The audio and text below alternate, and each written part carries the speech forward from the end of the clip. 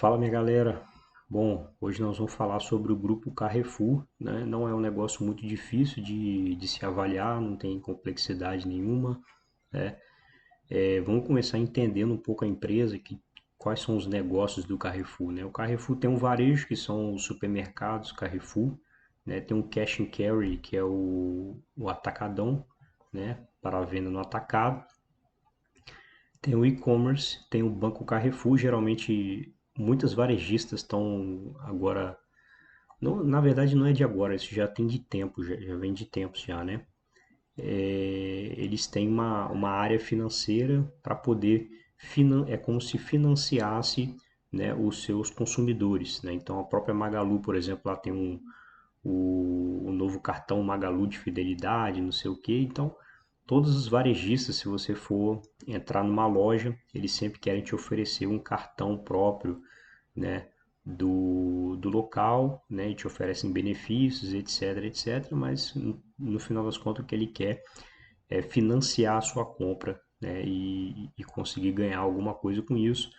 E também tem o fato de que ele consegue conhecer você melhor, né? Você comprando no cartão dele, ele consegue conhecer a sua frequência de compra, o que você compra, quando compra, né? E por aí vai, né? E tem o property também, que é uma coisa que eu não sabia, né? Que o Carrefour, ele tem todas as lojas deles, né? Os imóveis onde eles fazem os supermercados são imóveis próprios, né? Ou seja, eles não têm despesas com aluguéis. Isso tem um ponto positivo e um ponto negativo, porque o negativo é que você deixa muito capital impactado ali, né? Preso naquele imóvel, né? Hoje, quanto que rende hoje um imóvel comercial? Aproximadamente 6, 7% ao ano, né? Algo em torno disso aí. Então é mais ou menos isso aí que o Carrefour estaria economizando em termos operacionais anualmente, né? Mas como eu falei, né, você deixa um capital gigantesco empatado como ponto negativo, né? E tem os supermercados e varejistas que atuam sob forma de aluguel, aquele custo ali é um custo fixo, né, que ele tem ali que pagar mensalmente, mas por outro lado ele alavanca muito menos capital, né, para poder girar, né, o seu negócio, tá? Então existem vantagens e desvantagens nessa história aí, tudo bem? É, possivelmente numa crise também o Carrefour, pelo fato de ser imóveis próprios, né, ele consegue equilibrar as finanças de modo mais fácil, né? Porque não tem aquela despesa mensal ali recorrente. Não tem essa parte de serviços complementares aqui que possivelmente não deve ser nada relevante, né? Tem uma areazinha de farmácia, por exemplo, dentro de alguns supermercados, o posto de gasolina, né? Mas eu acho que não, que isso aqui provavelmente é pouco relevante na receita total da companhia. A gente vai entender um pouco melhor em termos de receita o que dá mais dinheiro, né? Se é o atacadão, se é o supermercado Carrefour, vamos ver isso aí tudo. Bom, o Carrefour está num setor, né, que é relativamente estável, né? Apesar de ser, você tem a questão que o varejo de alimentos é um varejo que teoricamente sofre menos em tempos de crise, né? Porque é um produto de pouca elasticidade na demanda. Mas hoje em dia, como o grupo Carrefour já é um grupo mais complexo, trabalha com e-commerce, por exemplo, que tem vários, a oferta de vários outros produtos que não são alimentícios, né? Acabam que esse negócio acaba tendo um pouco de ciclo, o ciclo da economia, no caso, né? A macroeconomia acaba afetando também o negócio. É difícil um negócio que não seja afetado por fatores macroeconômicos, mas uns negócios vão ser mais, outros negócios vão ser menos afetados, né? A receita do Carrefour, se a gente for olhar ao longo do tempo, não é uma receita que varia muito nem para baixo nem para cima, tá? Então, por mais que a economia cresça, provavelmente aí não vai apresentar um resultado mais do que 10, 15% ao ano de crescimento.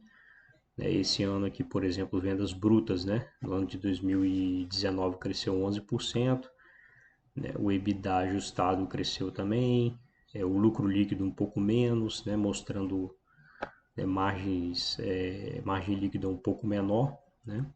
Porque se a receita cresce mais que o lucro, você comprime, né, um pouco mais a margem líquida, né?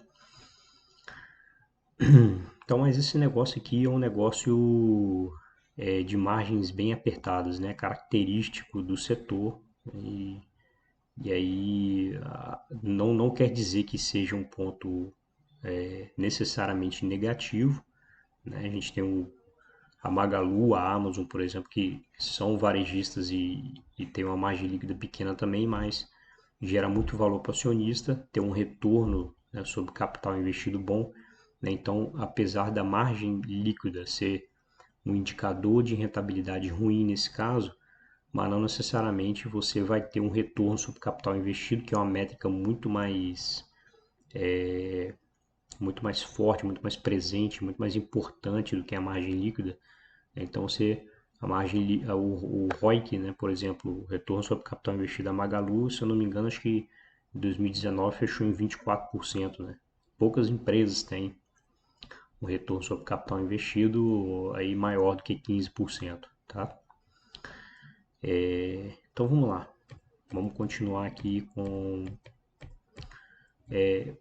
esse relatório da Carrefour. Achei que ficou um pouco fraco, assim, não tem muita informação. Não achei informação sobre retorno sobre capital investido, por exemplo, não achei muita informação sobre o fluxo de caixa operacional, né? Então você tem que ficar catando milho, assim, digamos assim, para fazer uma análise na mão, né? Ó, melhora o NPS em todos os formatos, mas só que não fala qual que é o NPS, né? Só fala que melhorou, ou seja, não foi bom, né? Se tivesse sido bom, ele colocava ali que o NPS foi 70 e tantos, 80 e poucos, né? Fala que teve uma melhora.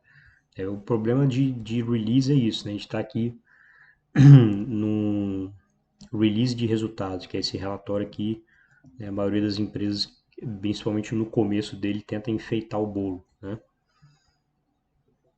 Número de recorde de visitas ao website dobrou em dezembro. Você vai ver que a parte de e-commerce está crescendo bem, cresceu cerca de 40%, mas não é a área principal, né, não é o negócio principal do Carrefour, né?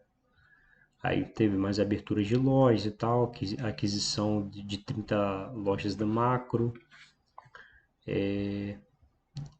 e aí ele vem destrinchando aqui as vendas, né? Você pode ver aqui que o despesas com vendas gerais administrativas, né, cresceu menos do que a receita, o que é um ponto interessante, né? Não é uma diferença absurda, mas é alguma coisa. Aí tem um destaque aqui para despesas de funções corporativas, né, que caiu 20%, né?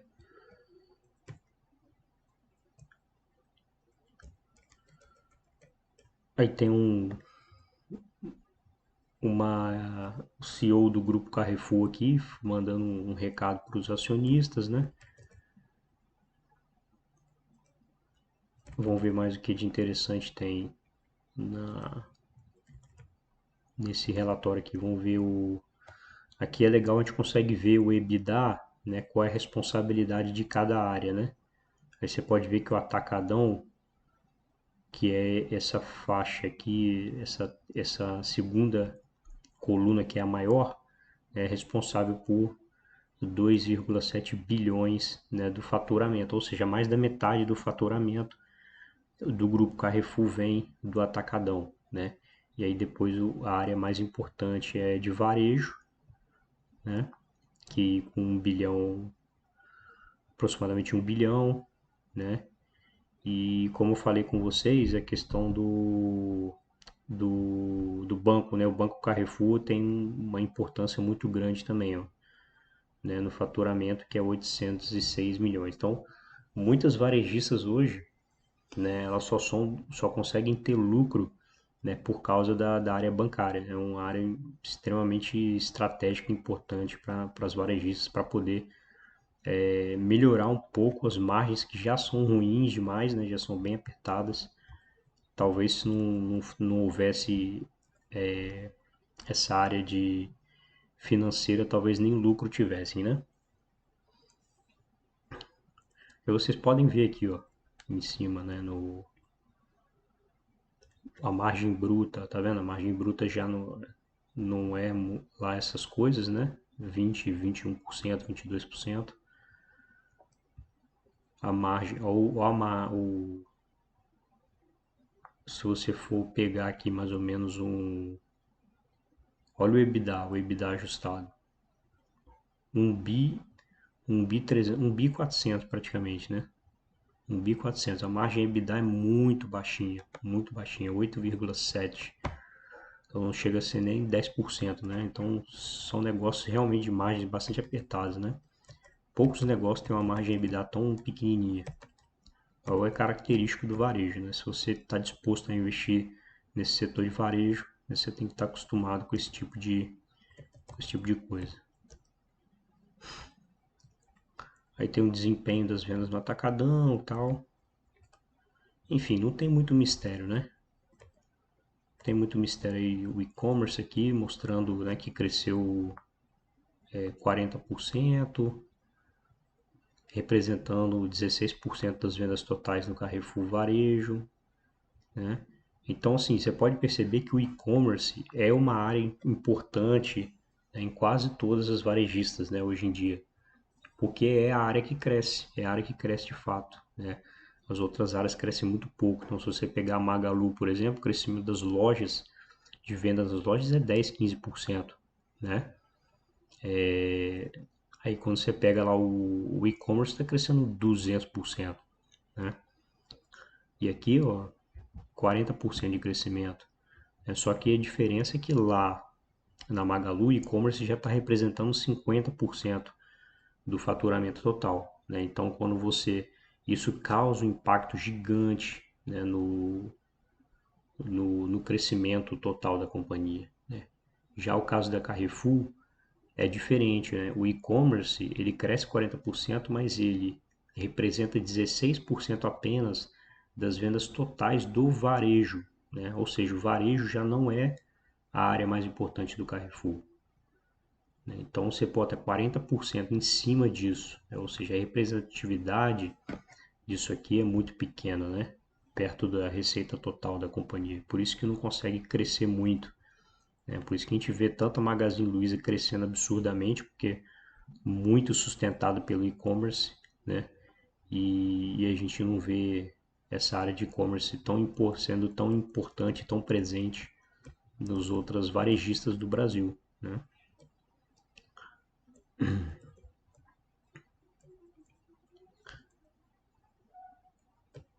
Então é isso, pessoal. Aqui a parte que o crescimento também do Banco Carrefour também, né? Teve um crescimento bem expressivo também, né? O faturamento total ó, teve um crescimento de quase 30%, né? E é isso. Fomos para o que está salvando então o Carrefour é o e-commerce, né? Que salvando em termos de crescimento, né? Por que o Carrefour está conseguindo crescer ainda? Basicamente por causa do e-commerce e do e do e do Banco Carrefour. Tudo bem? Vamos ver aqui agora um pouco tô aqui na Pão de Açúcar, vamos mudar aqui. Carrefour.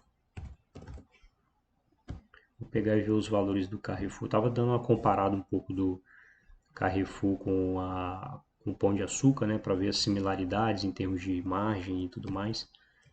E aí, pô, em termos de preço-lucro, né, parece que é um pouco alto, né, para os padrões que a gente está acostumado. Geralmente a gente está procurando empresa aí com preço-lucro de no máximo 15, né, que geralmente a gente pode ser considerado como um preço interessante, mas a gente tem que lembrar que esse setor ele tem uma margem muito apertada, fazendo com que naturalmente o preço-lucro acaba sendo mais alto, né, por causa disso. Isso não quer dizer que seja necessariamente uma empresa cara, né? E vocês têm que depois fazer uma análise valuation dela, pelo fluxo de caixa também. A gente está fazendo só uma análise bem superficial aqui pela avaliação relativa, né? Você pode ver que, ó, em termos de preço-lucro é quase 40, mas em termos de preço-lucro lucro operacional, que é o EBIT, é 10, tá? Então já é outro parâmetro, né? Totalmente diferente. Quando você pega o EV/EBITDA, Enterprise Value EBITDA é 8, né? Entendeu? Então não é todos os, quando todos os múltiplos estão exagerados é uma coisa, né? Mas isso aqui é só o preço-lucro e é explicado pela margem líquida muito pequena. Né? Tá vendo? A margem líquida é 2,2, né? Então esse tipo de varejista costuma aí variar entre 2,5% e 5%, né? De margem líquida anual, tá? Aí o ROIC, tá vendo? O ROIC, como eu falei com vocês, tá vendo? Ó? Então, tipo assim, apesar da margem líquida ser baixa, o ROIC não é tão ruim, né? 13,6, né? Um ROIC até relativamente tranquilo, né? O ROIC é baixo, então por quê? Por que que o ROI é baixo?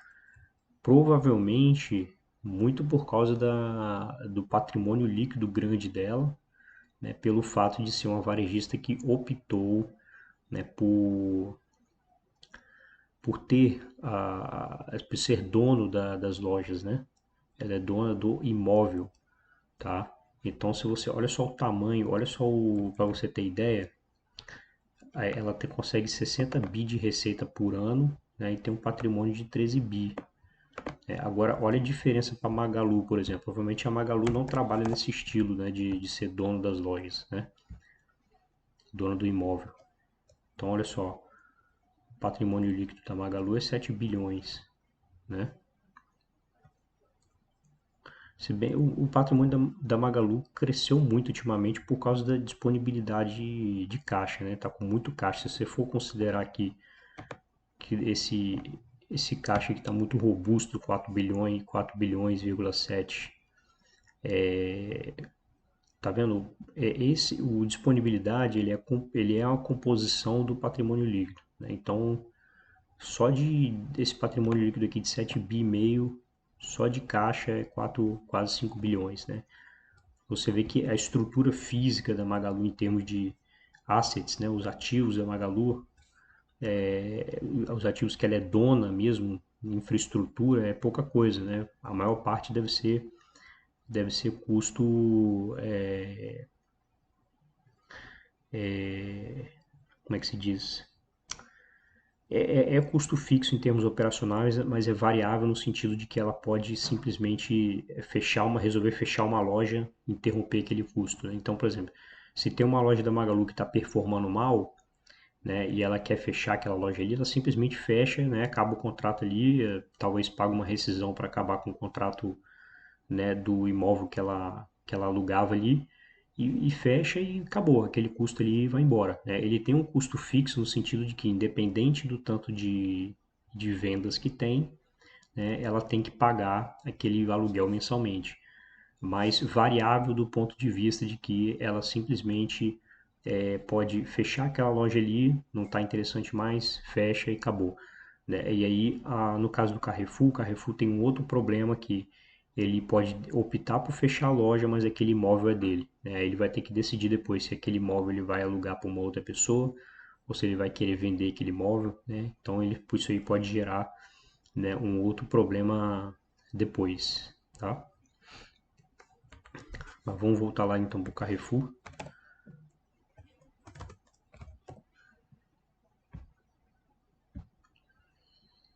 Então a gente pode ir aqui, por exemplo, e dar uma comparada. A gente vai no setor de comércio e distribuição.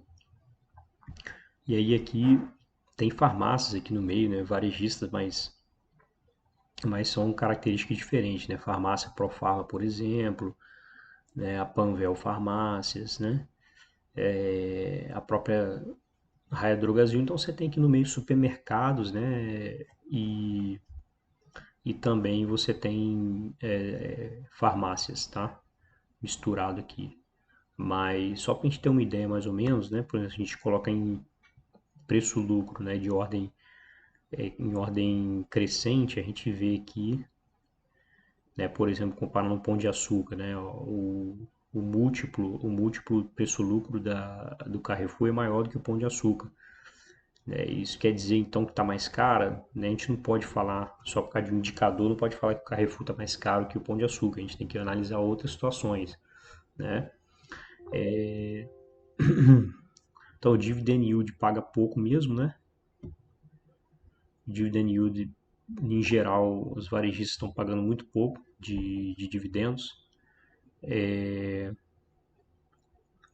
Preço-valor patrimonial também o Carrefour ganha, né, do Pão de Açúcar, ganha em termos de ser mais caro, né? Só que se a gente for olhar aqui em questão, então assim, os múltiplos do Carrefour parecem ser mais caros do que o do Pão de Açúcar. Mas, por outro lado, se a gente for olhar do ponto de vista de margens, o Pão de Açúcar, o Carrefour ganha do Pão de Açúcar em quase tudo, né? A margem operacional tá um pouco pior do que o Pão de Açúcar, né? Mas já a margem líquida é melhor, né? O retorno sobre capital investido é melhor, né? Então, quase um spread de uns 3% entre um e outro. O ROI também é ligeiramente melhor, você entendeu? Então, tipo assim, os múltiplos do Carrefour são mais altos, porém, a maioria dos indicadores de rentabilidade deles são melhores. Então, é uma empresa que dá mais resultado, consequentemente, vai ser negociada a múltiplos melhores, né? É uma coisa proporcional, tá? Bom, mas não é um setor que me agrada muito, tá, pessoal? É um setor que eu dificilmente acho uma empresa que eu gosto de investir nesse setor, especialmente empresas que baixo crescimento, baixa margem, né? Enfim, qualquer crisezinha que dá em termos de se elevar muitos custos, de repente, em algum determinado ano, se elevar muitos custos, né? E a demanda cair, né, rapidamente, esse pequena margem líquida já se torna, né, um prejuízo, né? E é isso, beleza? Espero que tenham gostado da análise aí e até a próxima.